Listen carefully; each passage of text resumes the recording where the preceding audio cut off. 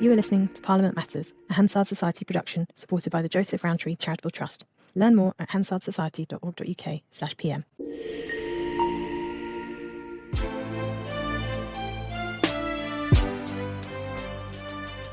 Welcome to Parliament Matters, the podcast about the institution at the heart of our democracy, Parliament itself.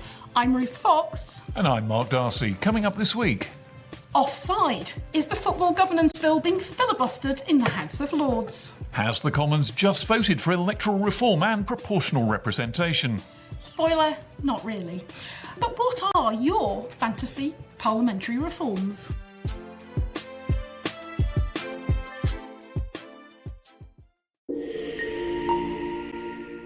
But before we start, this is a special edition of the pod. It's a first for us because we're recording before a live audience at the 60th anniversary conference of the Study of Parliament group, the uber parliamentary nerds, the practitioners, the anoraks here in Westminster. So listeners, you may hear a slightly less manicured version of the podcast than usual. But joining us is former Commons Clerk Paul Evans, whose job is to inject an extra dose of parliamentary wisdom into the discussions. So Ruth and Paul, first of all, the Football Governance Bill. Now, this is intended to follow on from the Tracy Crouch review of the state of football that happened quite a while ago now. It actually started life as a bill under the Conservatives. The incoming Labour government picked it up, slightly reversioned it here and there, and it's now in the House of Lords, where proceedings are going very, very slowly. So, Ruth, what exactly is going on behind this? So, Mark, this is the bill to essentially regulate football, the top tiers of English football.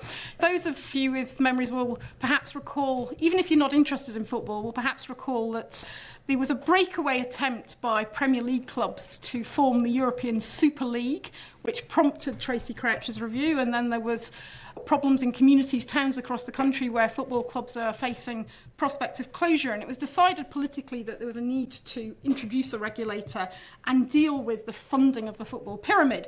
So this bill brings together two of my favourite subjects, football and delegated legislation. It doesn't get much better than that.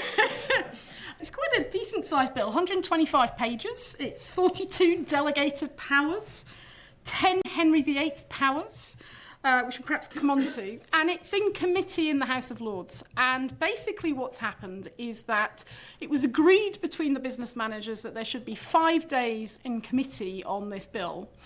And they've now done, I think, 3 days. And by the end of day 2, they'd not got much further than page 1 of the bill. And it's clear that there are attempts being made by a number of Conservative peers to talk at considerable length about essentially the purpose of the bill. And to be honest, they've got a point. Clause 1 says, the purpose of this act is to protect and promote the sustainability of English football. But nowhere really in the bill does it define what is meant by sustainability. It doesn't define what is meant by English football. It doesn't define what leagues and what competitions... Or even what football fans are. Or even what football fans are. That is all to be decided by regulations made by the Minister at a later date. So from their perspective, on the opposition benches, they're not very happy about this and think it should be on the face of the bill. There are Labour peers who are also not very happy with some of the drafting. I mean, there's 100+ amendments laid down by 2 Labour peers and a crossbench peer. And basically, it is taking a very, very long time. And the whips are getting very frustrated. They are alleging that these Conservative peers are trying to drag their feet on the progress of the bill. And I think it's fair to say they're going to have to add some time. So they've said 5 days. I think there's going to have to be a 6th day added, at least. But it's bringing together all those sort of debates about what is the attitude of MPs and peers to regulation, what is the attitude to what should be in a bill and what should be in regulations, broader debates about how do you fund the football communities, and of course a lot of the clubs are in particularly Labour constituencies, not universally but predominantly. It's striking, isn't it, that there ought to be a cross-party consensus about this bill. But I mean, I had a message from a Conservative, I won't give the name, but, quote, "We are never going to rubber stamp a substandard bill just because Sunak published it in the last Parliament, and it's worse now." So there are a lot of people who just think this is regulatory overreach. The state has no business mucking around in the structure of football, and that should be left to football.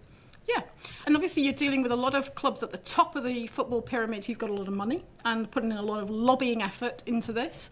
Because it's the House of Lords, you've got a member of the committee that is the vice chairman of West Ham United Football Club. So the Premier League have effectively got a person in the committee who is leading the charge on some of these issues. And yeah, I think they have got a point about the delegated powers. But then, from the Labour perspective, they will say, well, you wouldn't have been complaining about this had the bill gone through in the last Parliament under the Sunak government. So we will have to see what happens. But the other thing that is raising its head, and I hate to get into these really pernickety procedural issues, but one of the reasons it's said that they are not defining things on the face of the bill, partly because they want to make it more administratively convenient to enable changes to happen in the future, the usual arguments that are made for delegated legislation and ministers being given powers. But one of the arguments is they don't want to define on the face of the bill what football leagues are involved, because if they were to, then you'd be talking about rendering the bill hybrid. And this is probably a good point to bring Paul in as our Freudian figure of procedural authority to explain what a hybrid bill is. I mean, my understanding is that it's a bill that affects some interests differently to others. So it's a law that bears down particularly on private interests rather than just applying equally to everybody. Is that fair enough? Well, it's not quite fair enough. Oh, surely not. I should perhaps, before I intervene on this particular topic, say that to say I don't give a fig about football would be vastly overstating my level of interest. And a hybrid bill affects a class of people differently than the general population, yes. Yeah. But the big question is how you define a class. So if it's accountants, it's a bill regulating accountants, that's an easy class to define, and it doesn't become hybrid if the law only applies to accountants and accountants are all included. But if you have a class, which is in this case presumably professional football clubs, and some are included and some are not, you're running the risk of the bill becoming hybrid because it's affecting the same class of people in two different ways. And what happens if, with a great fanfare, the bill is found to be hybrid? First of all, how do you go about finding that a bill that started life not being hybrid is hybrid? And then what happens to it if that happens? Normally, a hybrid bill will be referred to the examiners before second reading because people think it might be hybrid. Mm-hmm. And the examiners are a mysterious cabal of parliamentary officials who make a very judicious decision about whether or not the bill affects the same class of people in two different ways. It very rarely applies to a government bill, but where the government introduces a bill and it's had its second reading, you wouldn't normally go for the hybrid question. It could be raised. And back in the mid-1970s, for example, the then Labour government, struggling with its majority, introduced the Aircraft and Shipbuilding Industry Bill, which was going to nationalise the aircraft and shipbuilding industries. But crucially, they left out some of those industries. And one of those groups petitioned the House to say that they felt they shouldn't have been included or they should not have been included. And the examiners went away and they examined the bill and they decided it was indeed hybrid. It affected the same class of people in two different ways, which would have meant it had to go through the private bill procedure. It involves a lengthy process of hearing petitioners who are affected by the bill. A private bill will normally just affect a small area or a small group of people or whatever. And it's the system Parliament uses for making sure those people are protected from overmighty regulation, as it were, or oppressive legislation. Big recent example of a hybrid bill was the HS2 bill, for example, yes. Or the Crossrail bill going across London. They're almost essentially planning matters. Well, indeed, and they affected the people who are on the route differently from all other citizens. So if a bill is, after second reading, discovered to be hybrid, it causes all kinds of procedural difficulties. What the Labour government did in the 1970s with the aircraft and shipbuilding industry is introduce a motion to say, we don't care if it's hybrid, we're going to go ahead with it anyway.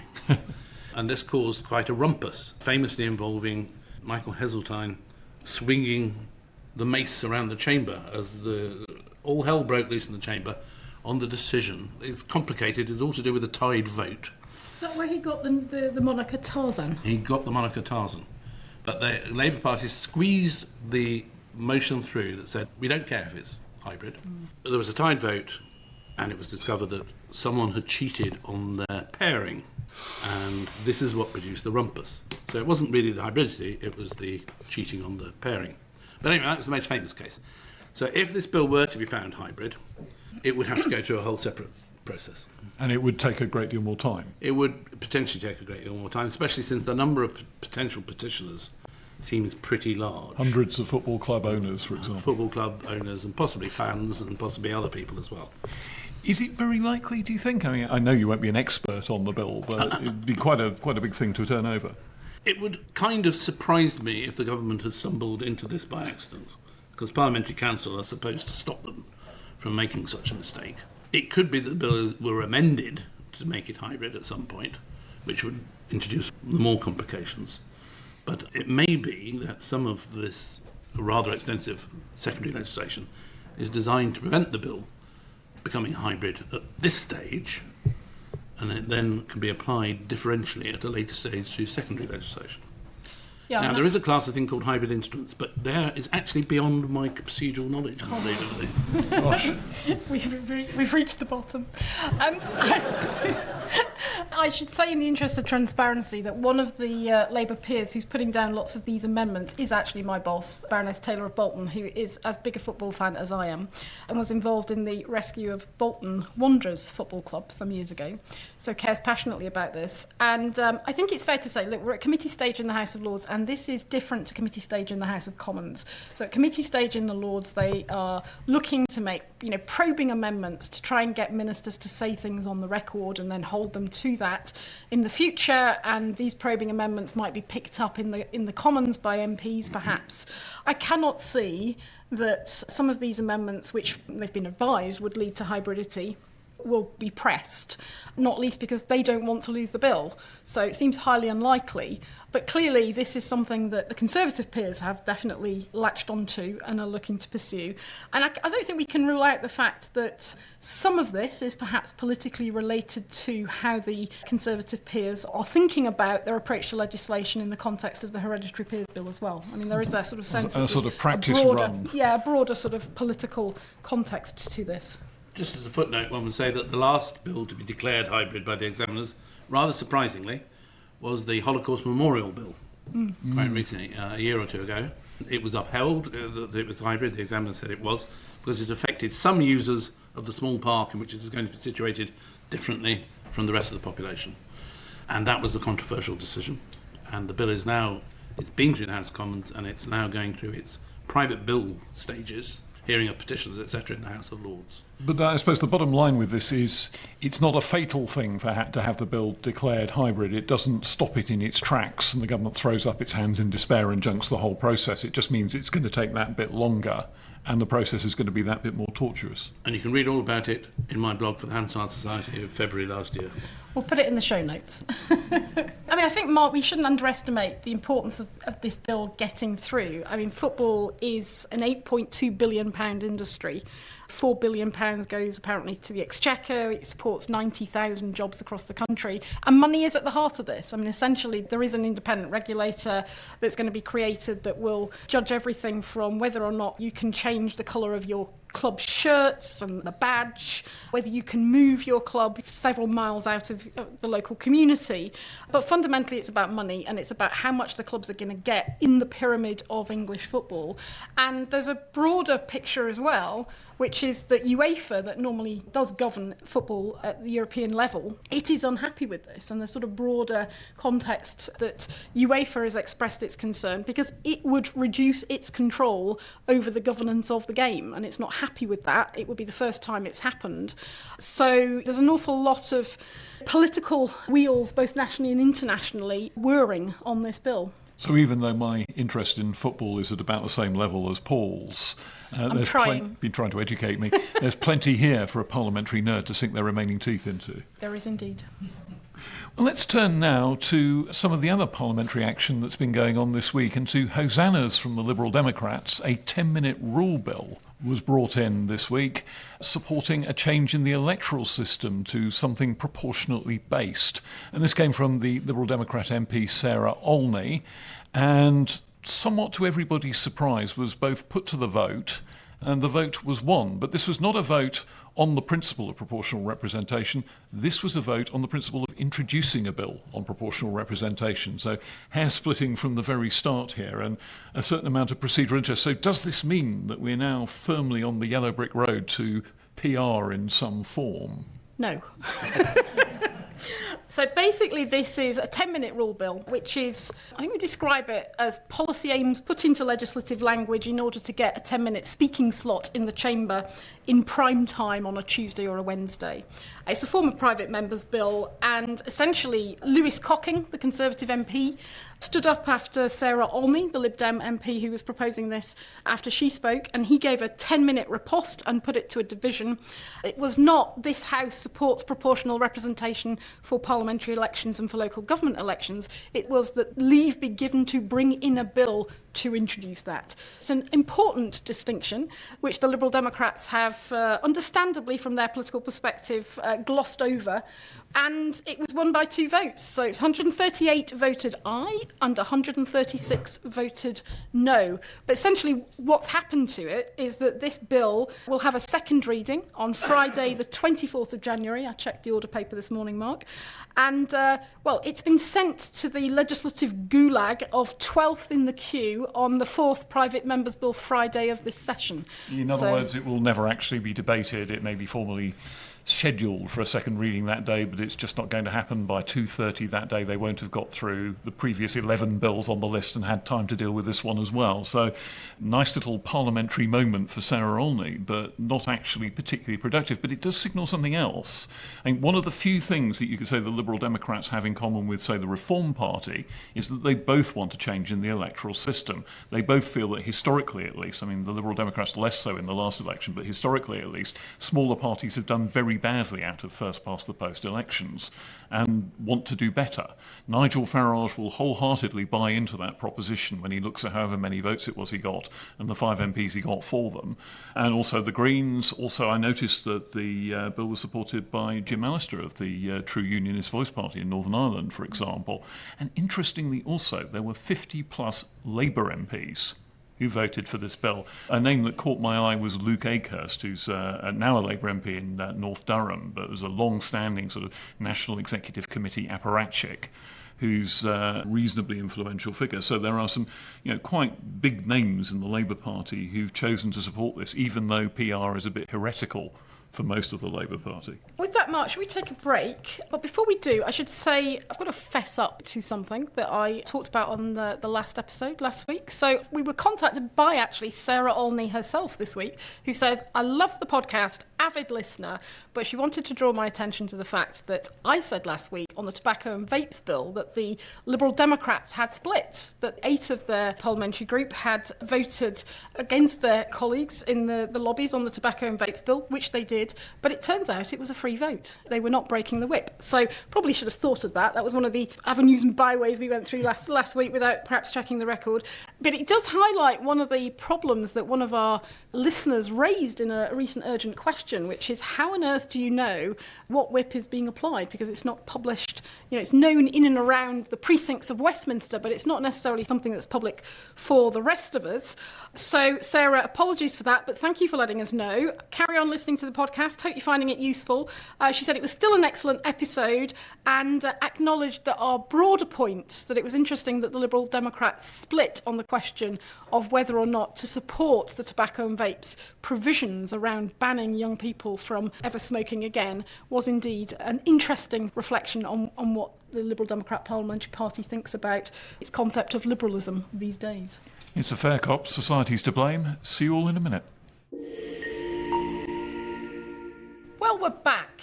And Mark, I think we should start talking about fantasy parliamentary reforms for the Modernisation Committee. We're at the Study of Parliament Group conference. We're talking about the past, present and future of parliamentary reform.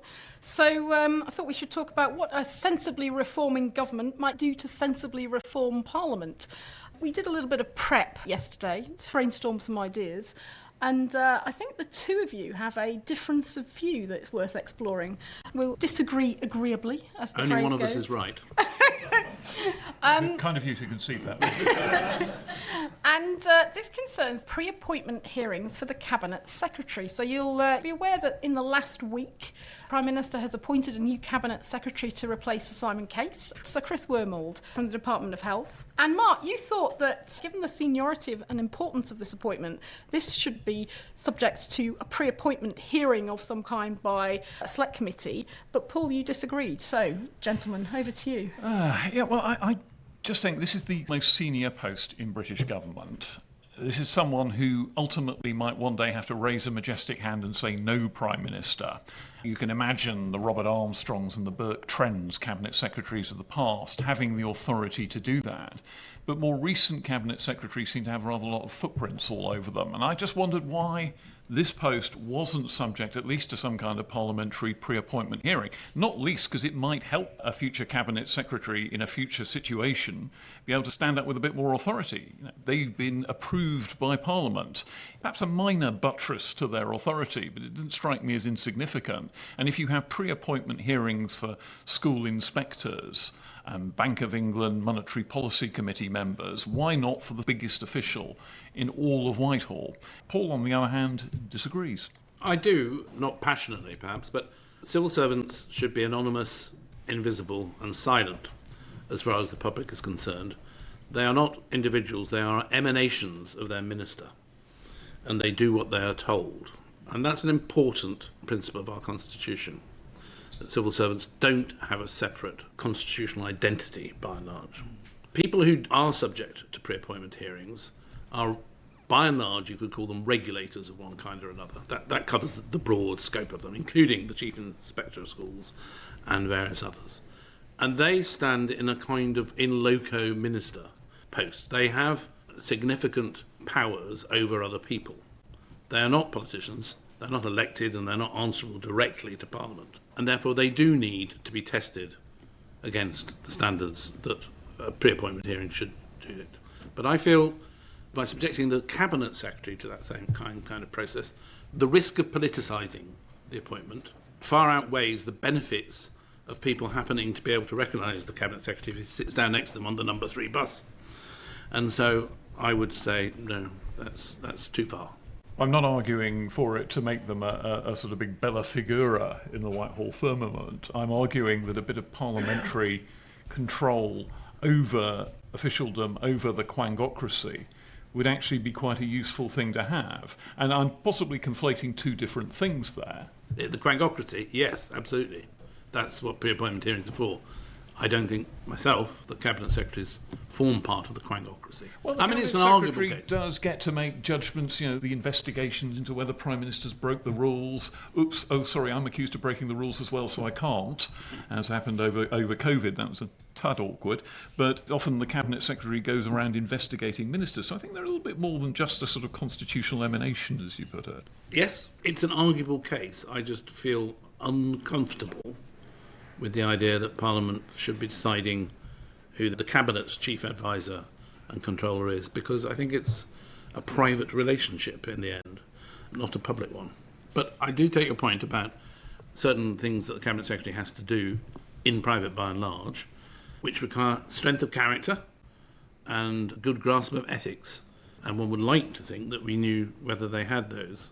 I say it's an arguable case. I feel the risk's a bit high. Well, I think, without being too cynical about this, I think having seen Mr Wormold's performance at various select committees, I'm not sure he'll be queuing up to be subject to further scrutiny. Right, Paul, let's turn to your fantasy reforms, if you have them. So I know that you are very keen on what we might describe as a festival of the estimates. Yes. Discuss. I'd just like to say that this is not going to happen. That's why it's a fantasy. It is a fantasy. But there are probably 3 key areas I would like to talk about. There's the legislative process, standing orders, clarification, and this one, which is financial procedure. Financial procedure is massively complex, takes up huge pages of Erskine May and standing orders, and nobody notices it, least of all MPs. And there is a disjoint between the huge amounts of money that are being voted and spent regularly and the way in which Parliament deals with them. And what that produces is, to me, a great poverty of understanding in the public at large about what kind of choices are being made and how they're being made. It's not discussed. They don't understand what Parliament's doing. There was a staggering survey by quite a respectable polling company, which I saw. I haven't been able to dig it out again, just a week or two ago, which asked members of the public what were the two largest areas of public expenditure. And they got one of them broadly right, not quite right, which was the NHS. That was number one. And the second one was Parliament, members' wages and expenses. And you thought, what is wrong with a nation? I mean, the cost of Parliament is perhaps 0.02% of gross public expenditure. And yet the public out there, actually a significant number of them, think Parliament is the second most expensive thing we do after the National Health Service. That's bonkers. So the Festival of the Estimates is an occasion when it's centred around the budget. So we have the budget speech, we get rid of the boring 4-day debate afterwards, which nobody's interested in, nobody listens to. The select committees, the week is set over to the select committees. The ministers are all told that they are not allowed to leave London during this week and they must make themselves available to select committees at a moment's notice. The select committees then take evidence on the implications for their department of what has just been said in the budget from ministers. They don't have to make reports, they just take the evidence if they want to. Meanwhile, in the village halls and parish pump rooms of the country. Dog and duck. No, I don't think in premises which serve alcohol. Probably not wise. So in various places, MPs or their apparatchiks are holding public meetings to discuss the trade-offs that are being proposed in expenditure and savings and taxation in the budget. This is known as the Festival of the Estimates because it's a very catchy title. Preferably there will be a bank holiday on which all this happens. And we will get a dialogue going between Parliament and people about what those really, really difficult decisions, those really massively difficult choices are between how much tax you raise and how much you spend, and what you spend it on, whether you have another aircraft carrier or 10 more hospitals or whatever it is. Because I just think people have no idea what's going on. And this balancing of taxation and expenditure is the absolute heart of parliamentary control of government. It's much more important than making laws. It's the fundamental business of Parliament. But Parliament has, for not altogether bad reasons, delegated all that to the Treasury and ignores it. I mean, what's really striking, I remember when I started as a reporter in Parliament, what's really striking is how empty the rituals of financial control in Parliament actually are. And I remember seeing one day on the agenda proceedings on the supply and appropriations bill. This is going to be terribly exciting, billions of pounds going hither and yon. The whole thing was over in about a femtosecond. Yes. It was just astounding. And a Parliament that once beheaded a king to assert its control over the national purse strings now casually waves through billions of pounds in spending decisions and barely blinks, and there's almost never anybody in the chamber bar a couple of people moving motions as the Speaker calls them. And we probably don't want to go back to examining every line of the estimates line by line, as they did once upon a time, because that's boring and pointless. But discussing the big questions which underlie the estimates would be a valuable thing. And I don't think they really get done. And there's no forum, really, in which MPs could say, let's spend 10 billion less on this and 10 billion more on something else. There isn't a budget committee that studies the budget. It's one of the things that the Treasury Committee does in passing. But the Treasury Committee is usually looking at the big sort of macroeconomics of the budget rather than the balance of the spending within it. Yeah, and those choices are very hard, and I'm not saying we make no difference. I think we just educate the public about what choices are being made, and the select committees, which are the aspect of Parliament which most people can understand, follow and grasp, and I'll be using this phrase again several times later in this thing, they have a human kind of procedure. They are the place where these kind of issues could be discussed in a way that people could understand. And there's something not too far away from this already in New Zealand, in the New Zealand Parliament. So they have set up what they call Scrutiny Week. In fact, they've been doing it this week. So they have 2 Scrutiny Weeks. They've only got 12 subject select committees, but 2 Scrutiny Weeks. One after the budget each year, which for them was June, and then they look at the government spending plans in that week, and then one in December, so this week, where they look back at what the public entities have achieved with the spending in the previous year, and they are armed with information from their Office of the Auditor General.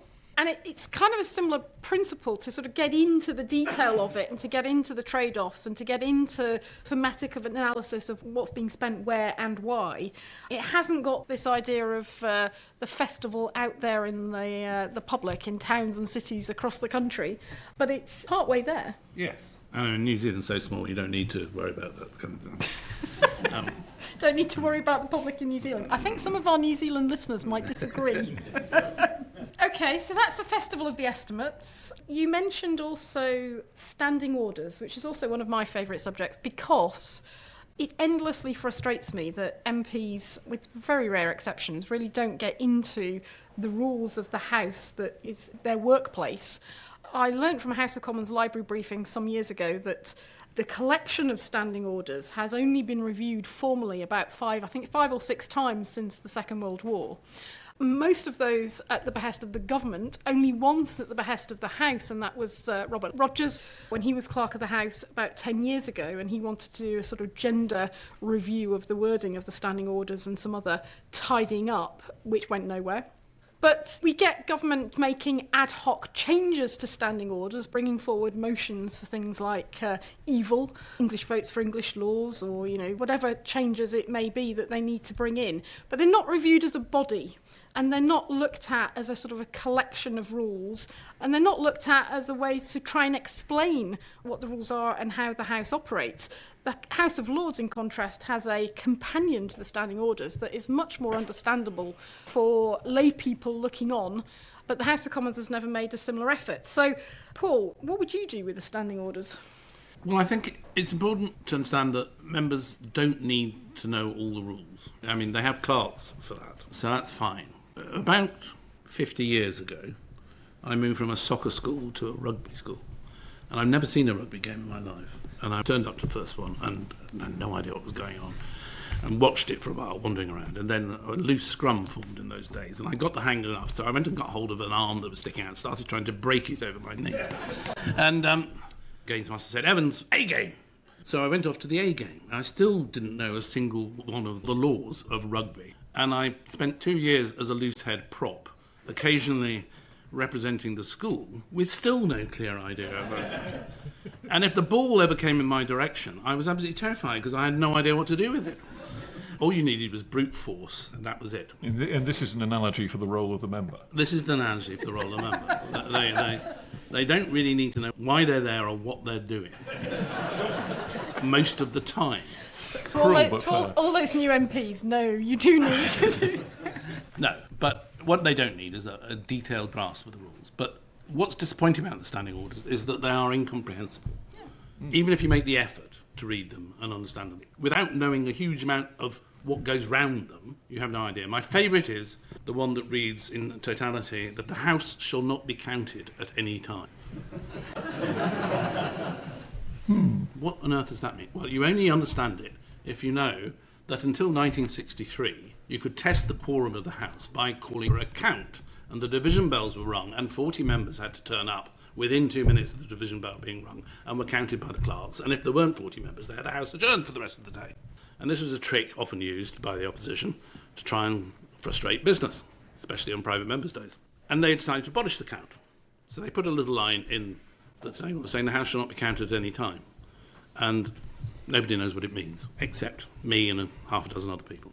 You have another rule that says the rule against speaking twice shall not apply in the following circumstances. And then you look for the rule against speaking twice. But the rule against speaking twice is nowhere written down.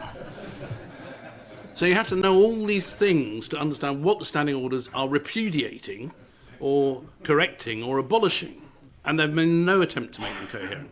So that's the problem. They've just accumulated over a century and a half or 2 centuries nearly now. And they make very little sense to any human being. I sat down once, because I've been going on about this for years, to try and write down as if I were writing the rule book for a golf club. And it started off, the House of Commons comprises all the members elected for all constituencies in the UK, and it is chaired by the Speaker. I thought, oh God, this is boring. I mean, and it goes on for hours and hours and hours before you've even got to anything. Well, that's just golf. But... Yeah. But nonetheless, there's plenty of opportunity to change the language, to make them self-explanatory, to take out a lot of boring detail that you could put in appendices or schedules or annexes, so that you had a relatively slim volume, which if you wanted to know what happened during procedure in a delegated legislation committee, you could find out, and it would be straightforward and it would be self-explanatory. It's a big job. We've been talking about it for decades, and it really needs to be done. It's the old joke about 50 Shades of Erskine May. Boom, boom. I'll think about that. But there is some use in members having some mastery of procedure. I mean, we were No. refighting the aircraft and shipbuilding industries bill. I think I won't say the villain of the piece, but possibly the hero of the piece was, I think, Robin Maxwell Hislop, who was the procedural expert on the Conservative benches who had actually made the supreme sacrifice of understanding the rule book. Yes, absolutely. And there were half a dozen or a dozen Robin Maxwell Hislops dotted around the House in those days. The most terrifying sight I ever saw was a member entering a standing committee that I was clerking with a copy of Erskine May tucked under his arm. I thought, oh, God. Something to send a thrill of horror through any clerk's heart, I'm sure. Yes, members should be able to understand the standing orders. They ought to be made to understand some of the standing orders, but they don't have to do all the expert stuff because they do have people to do that for them. But they should be able to understand them if they choose to do so, and they should be understandable to people. Including in this room. Would be nice. OK, any other fantasy reforms, Paul, you'd like to throw our way? I mentioned financial procedure. I'm going to mention legislative procedure very briefly, but I just wanted to endorse what Baroness Taylor said this morning about programming has gone horribly wrong. A well-intentioned reform, rational on the surface of things, which has gone horribly wrong. So programming is the timetabling of legislation. Yeah, and it really needs a proper look at it so that it brings back control to the House. It's handed over huge amounts of control. And this has gone hand in hand with abject customer service style of running the House, in which people are supposed to get what they want. And that's just not right. So the most fun, intellectually, I ever had as a clerk was crafting a selection list for a report stage, back in the days before programming. And you had to get groups which were just narrow enough that the chair could rule people out of order easily, and just broad enough not to be too many of them, and not boring, and you could get to in a day and a half or 2 days, which is what you were aiming for in those days for a report stage. And they had to be intellectually coherent. It was beautiful. Now, selection is just one big group. Nobody knows what's doing. It's amorphous. The minister is not put on the spot at all. They don't reply to the points raised in debate. The amendments are pointless because they've disappeared into this huge morass of things. So there's no forensic nature to the debates. What I would like is procedure on legislation to be more human, more comprehensible, in committee in particular. Stop talking about clause by clause, talk about theme by theme, get in the witnesses you want at the beginning of every sitting about that theme, just that theme, not the whole bill. The expert witnesses, including ministers, civil servants and parliamentary draftsmen, and the occasional outside expert as well. Go through the bill and find out what it means and what it's doing, and then the bit about voting on amendments you could do at the end in half an hour, at the end of each sitting. And people would be able to understand this conversation that was going on between members and these witnesses, rather than the incomprehensible business of moving that should be replaced by might in clause 46. And so on and so forth.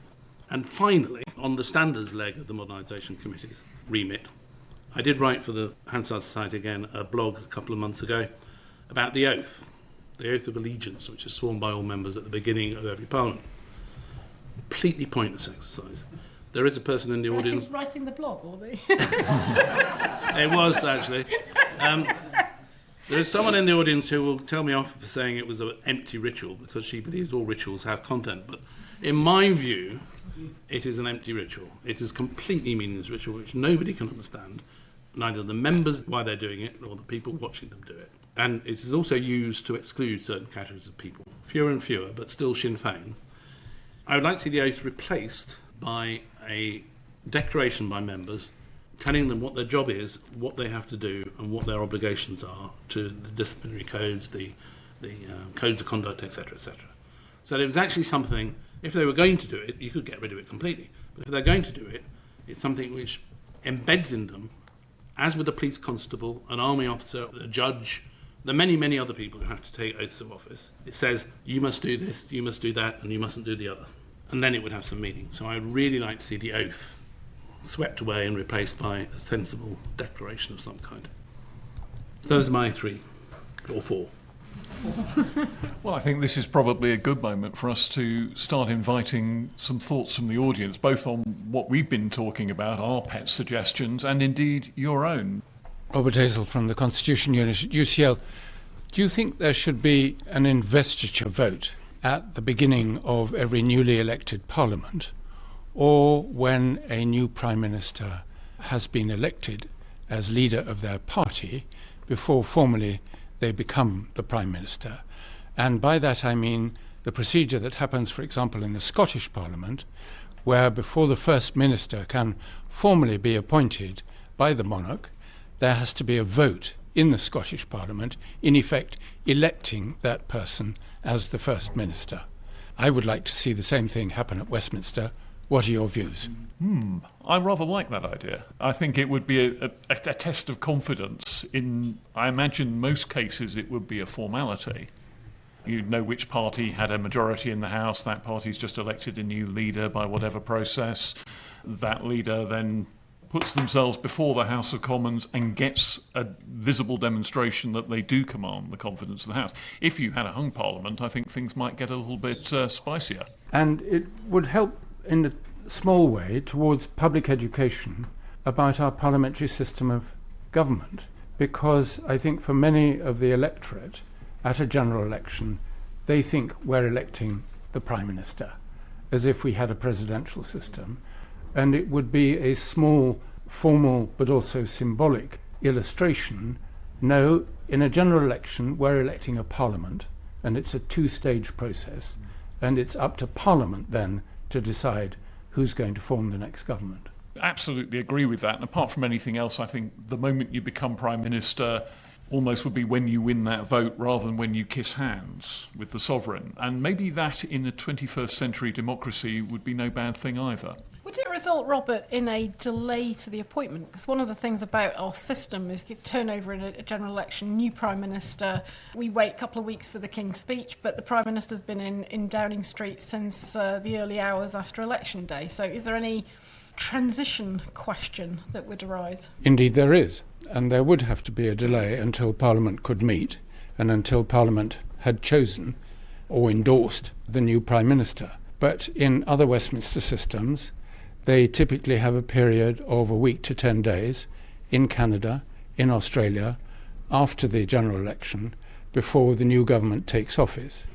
And during that transitional period, the old government remains in office, but as a caretaker government, and no major disasters have happened in either of those places. It has the added benefit that for the incoming government, who are completely knackered, having fought a 5-week or so election campaign, they've had no sleep on the night of the election count, then in the next 24 hours to form a new government is crazy. So it would give them a break, a bit of a rest, time to think about the formation of the new government in slower and more measured time. Dare I say, we might even be able to fit in some further induction of MPs. Okay, Paul, so there's the sniggering to my left here. Paul is a Zen master of the cynical laugh. Yes, I'm sure you'll be able to fit in some further induction of MPs in that period. I mean, it works in Scotland and Wales and in a different kind of way in Northern Ireland. And you could, of course, have it on the same day as you elected the Speaker if you wanted, or the day after. You don't have to wait for the King's speech. And it would be another excuse for allowing people to vote without having taken the oath. Tony Barker, formerly University of Essex.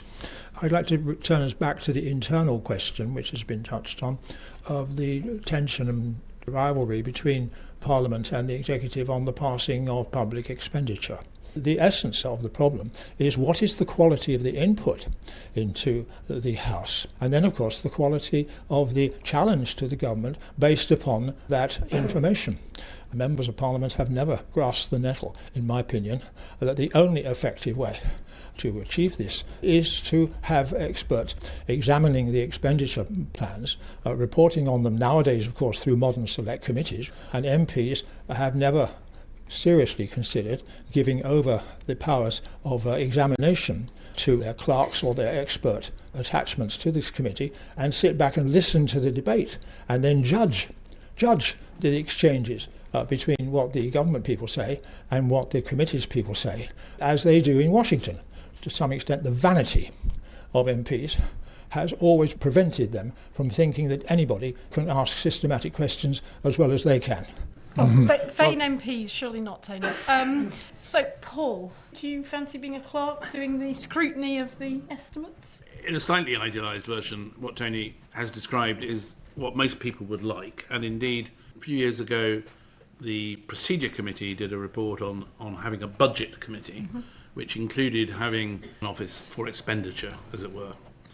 While one doesn't think Parliament can or should waste its time going into the microscopic detail of expenditure, as it did under Gladstone, it could certainly do it better, and I think there is a will there, and I think the willingness to use outside expertise has changed in the last 50 or 60 years, and it could work if the will was there to put the system in place. David Howe from Cambridge. On the financial question, I think the real problem is not within departments, it's between departments, and the government's overall judgment about whether expenditures should take place in one department rather than another. So even though I'm sympathetic to the select committee idea, in fact I think I once proposed it as an amendment to the Cragg bill, it doesn't quite work for the big policy decisions, which are to do things like reduce corporation tax instead of reducing student fees, which is presented to the department as increased student fees or we'll cut FE. Those kind of judgments are not subject to any parliamentary debate, but they could be. They could be if we allowed votes on the Red Book. And the Red Book is what the Treasury puts out at the budget. It explains or lists all the different changes in expenditure which are proposed, pluses and minuses, and all the tax changes that are proposed, pluses or minuses. But the budget debate itself technically is only about tax. It's never about expenditure. But what we could do is an equivalent of what's done in local government, which is to say that you can propose amendments which, as long as they don't challenge the overall budget judgment, that is, as long as they don't increase or decrease the deficit. So take this 10 billion from one department and put it in another department. Can shift tax or expenditure around. To do that, you would need expert judgment, so you couldn't do it on the spot, and so it would need some sort of budget committee to do it, and it would need expert advice from the OBR. But local government's been doing this for hundreds of years, and I can't see why the Commons shouldn't at least be able to vote on the kind of things that the electorate thinks people are voting on, which they never do. They never do vote on this kind of balance between tax and spending and different sort of spending in different departments. I was going to make a slightly light-hearted request as whether you wanted me to explain the rule of Crown initiative at any point. Go on then. At the heart of what David is talking about is a constitutional convention, not a law, that Parliament cannot propose increases in expenditure, only approve or reduce what the government asks for from it in terms of expenditure. And it cannot impose a tax without the consent of the Crown either. This hobbles the public expenditure debate because it's precisely you cannot do that. We won't have the aircraft carrier, we'll have the hospital instead, kind of thing, because you can't increase the expenditure on hospitals.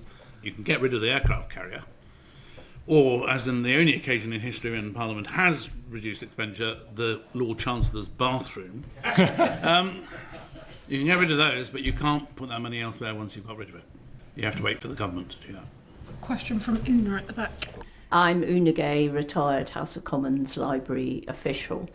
On top of Robert Hazel's point, surely we should be able to bring back some elements of the Fixed Term Parliament Act and actually allow the Commons a vote as to whether they should be dissolved or not, you know, rather than hand it back to the royal prerogative.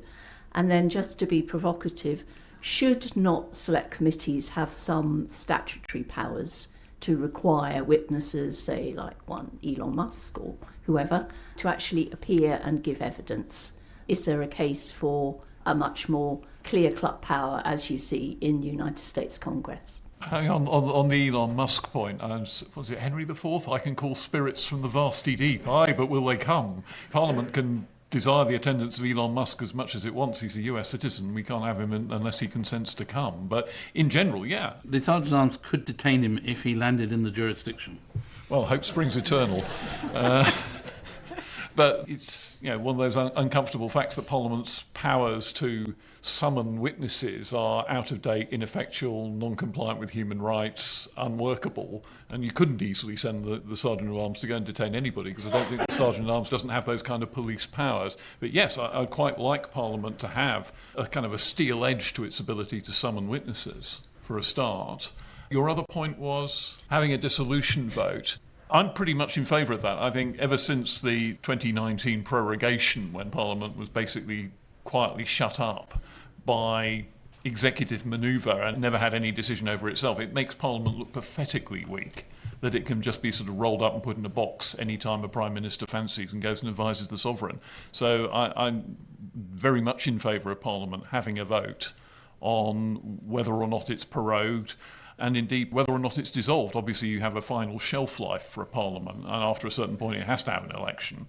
But within that, I'm not a big fan of the idea that the Prime Minister can simply wake up one morning, drive down to Buckingham Palace and wind up a Parliament and call an election pretty much on their own. I have a slightly different perspective, and that's partly selfish reasons, because I think of all the time my life that was consumed giving evidence to select committees on the Fixed Term Parliaments Act, which proved to be a bit of a waste of time. Yes, I can see the principle, but in the grand scheme of the number of reforms I like, it would be pretty low down my list. Yes, of course, the principle that Parliament should decide whether it's dissolved, yes, but the practicalities are, if the Prime Minister, if the government has got a majority and wants to pursue a dissolution, it will get one. I'm not sure that it's adding a huge amount. Of course, if it's a minority government, you're in a different scenario. But of all the reforms, it wouldn't be on my fantasy list. Let's put it that way. I mean, I think it's no. I'm not entirely. I think it has symbolic value, but I'm just thinking we should think about. It was quite amusing last June, July, when Mr. Sunak went to the palace to seek a dissolution, and a lot of members of his party were running around saying, "But why can't Parliament hasn't voted on this? It's a ridiculous idea. What a stupid idea to have an election now. We should have a vote to say you can't," which probably would have failed because the Labour Party would presumably have voted for it. I think they're almost trying to install a new leader who could then quickly nip up to the Sovereign, kiss hands and say, and I don't want to dissolve Parliament after all. Yes, but what I'm saying is it depends on, the Fixed Term Parliament Act, with a few flaws, is perfectly respectable. The removal of it was unnecessary and daft. But you're probably right that it's not a key issue at the moment, but I think it has symbolic in value. But, I mean, the dissolution for the general election this time raised also a sort of a broader question, not just about Parliament, but also about the role of the Cabinet. I mean, the fact that he didn't even consult his Cabinet about having a general election. They would have said no.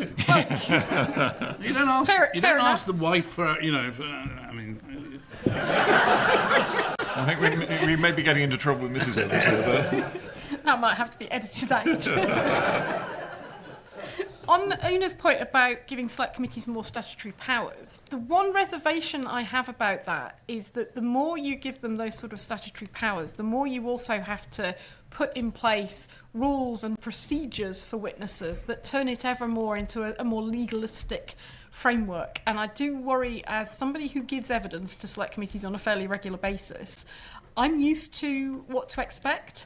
I'm used to how it's, structured. My expectations are managed. But for a lot of people who might get called to a select committee, yes, they are not going to be the Elon Musks of this world, or those people who refuse to appear before committees and come under pressure, Dominic Cummings. But if you put a quite highly legalistic framework around it, it really could be quite off-putting to ordinary witnesses. That is my reservation. And the Dominic Cummings case is quite an interesting one here, because you had someone who was held in contempt of Parliament who nonetheless was made Chief of Staff to an incoming Prime Minister not that long afterwards.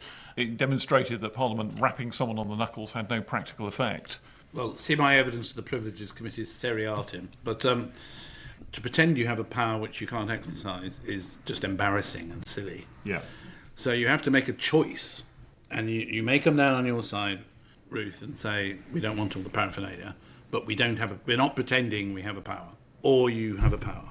But the present situation is absurd and makes Parliament look absurd, as Dominic Cummings demonstrated very forcefully a few years ago. And enjoyed every minute of doing so, I suppose. Next question. Who else we got? Robert Saunders, Queen Mary University of London.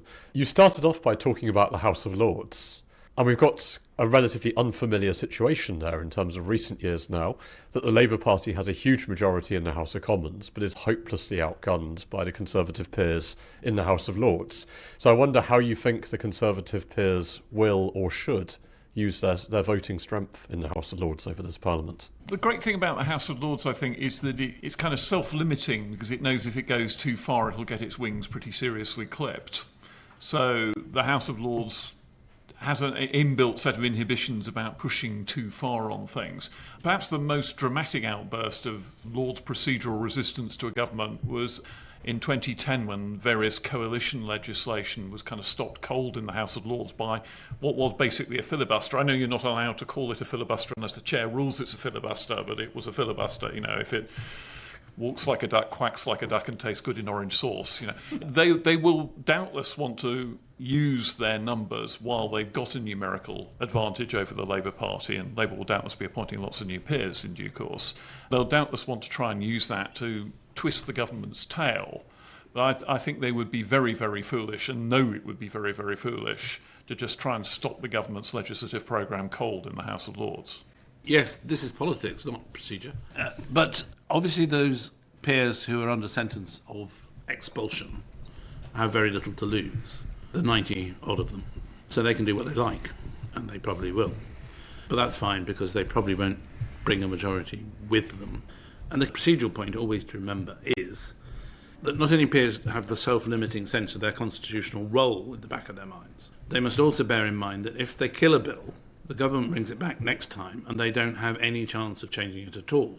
So they're throwing away their ability for influence by and large by killing a bill.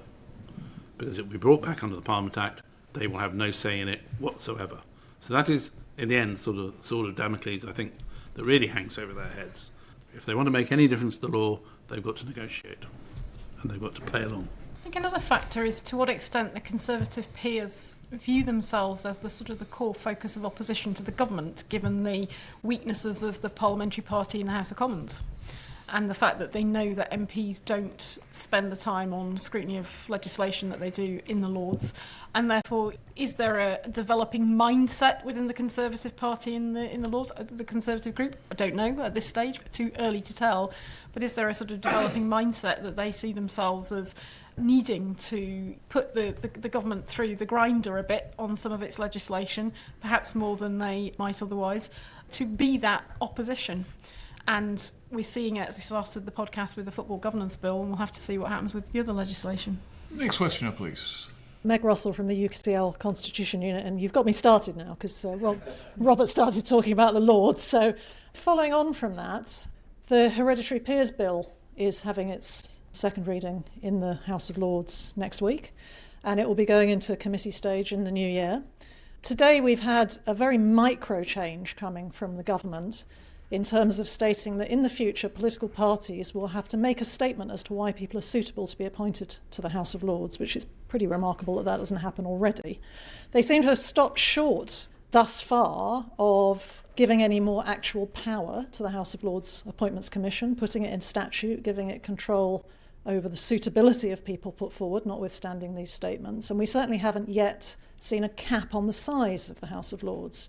Given what you're saying about the dynamics of the House of Lords now, I wonder whether you think there are any opportunities and whether it would be appropriate for the House of Lords, where these people care passionately about these things, to actually force some change on the government, to maybe insist that the House of Lords shouldn't be bigger than the House of Commons, which are polled by the Constitution Unit shows only 3% of the public think it should have an unlimited size.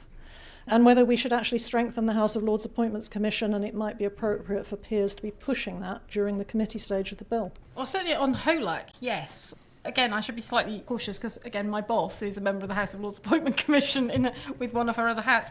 The question about this statement, I mean, it is a very small statement. We've not got any further news on what they're going to do about the age cap and whether that is going to go. So there's a whole host of things around laws reform that they could be doing, some of which they promised, some of which they've rolled back on.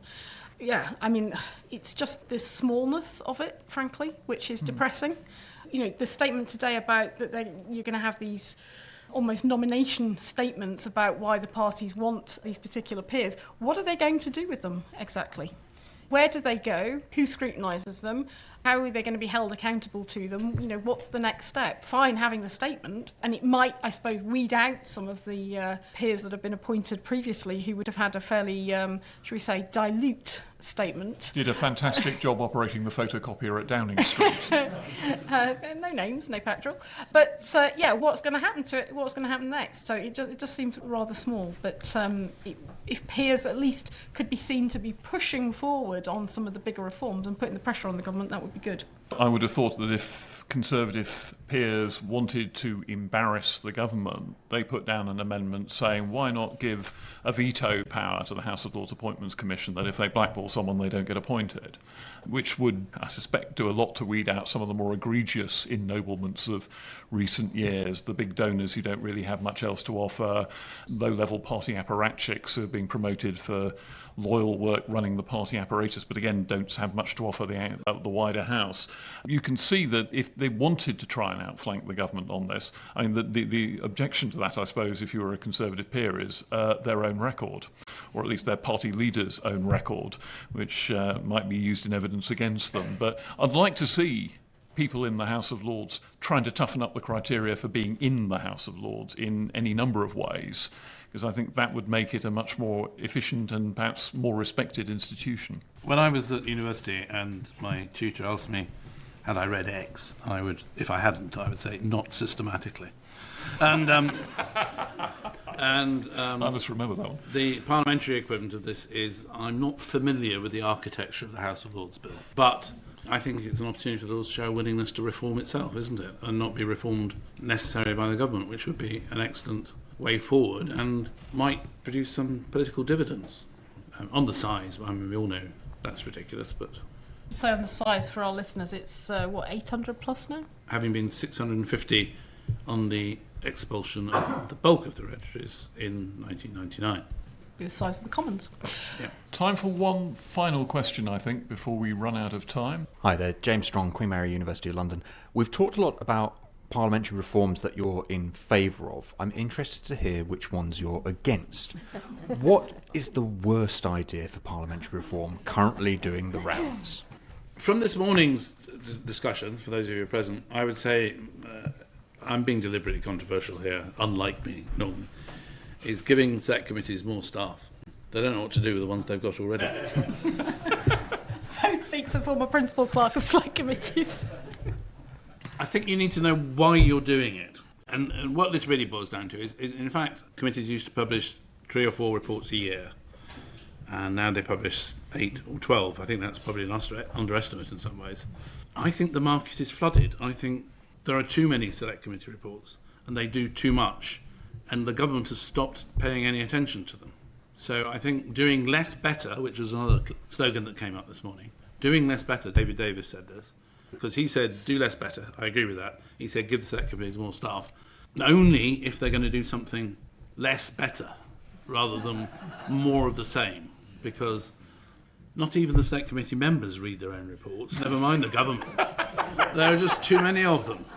And there are just too many of them, and they're too diffuse, and they're too scattergun, and they're not followed up properly, and so on. It'd be much better to focus on things, solve some problems, do the follow-through. Mm-hmm. So I'm sceptical. It's not my pet hate, but I'm sceptical about increasing resources unless you have a very clear plan about what you're going to do with those resources and why it would be better than what you do now. Can I just add actually one other bête noire parliamentary reform of mine, which is the idea of moving Parliament to Bradford or Birmingham or anywhere else. This is not so much an attack on those places, but the point about Parliament is that it can only really function effectively in scrutinising the government if it's right next door to the government. If you want a ministerial statement and the minister has to hop on a 3-hour train journey to get to you, there's a problem. So I'm much more in favour of moving Parliament to somewhere else if you're moving the entire government alongside it. But otherwise, you're actually weakening its ability to scrutinise. So that's another favourite one that I loathe. I think mine, of the ones that are being discussed that are supposedly circulating among new MPs at Westminster and are being submitted to the Modernisation Committee. So not ones that are coming from us in this group necessarily, but certainly coming from new MPs, is this idea of having a 3-day week at Westminster. I have to say, I have real worries about the rationale behind that and what that would mean. I am all in favour of taking a completely different approach to the parliamentary calendar, rethinking sitting times. I'd get rid of things like the King's Speech, I'd get rid of sessions. I know there's implications for that in the House of Lords and so on, but let's rethink the concept of time in the Parliament and how it's used. I'd have weeks where the chamber doesn't sit and you have dedicated committee weeks, for example, to be able to do some of that post-report scrutiny and drill down on some of the work that the committees have done.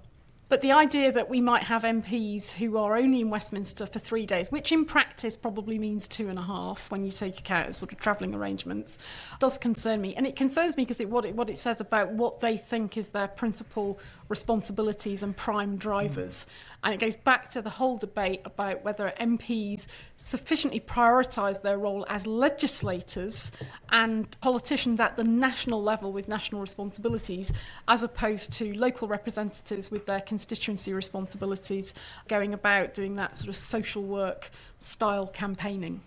So that one will linger on, and I can see quite a number of people in this room probably being called to give evidence to the Modernisation Committee to discuss it. And with that, I think we've pretty much run out of our allotted time for this afternoon. So thanks very much indeed to the audience for those contributions. My thanks to Paul Evans for joining us to dispense his hardcore parliamentary wisdom. And that's all, folks. Thanks very much, everyone.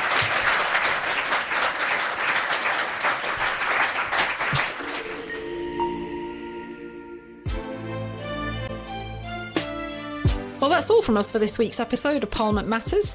Please hit the follow or subscribe button in your podcast app to get the next episode as soon as it lands. And help us to make the podcast better by leaving a rating or review on Apple or Spotify and sharing your feedback. Our producer tells us it's important for the algorithm to give the show a boost. And Mark, tell us more about the algorithm. What do I know about algorithms? You know, I write my scripts with a quill pen on vellum and then send it in by carrier pigeon.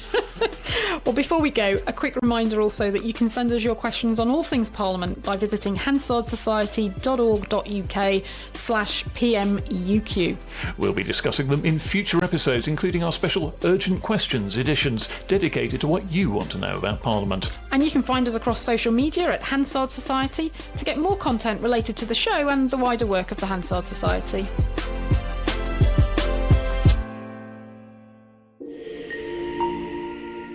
Parliament Matters is produced by the Hansard Society and supported by the Joseph Rowntree Charitable Trust.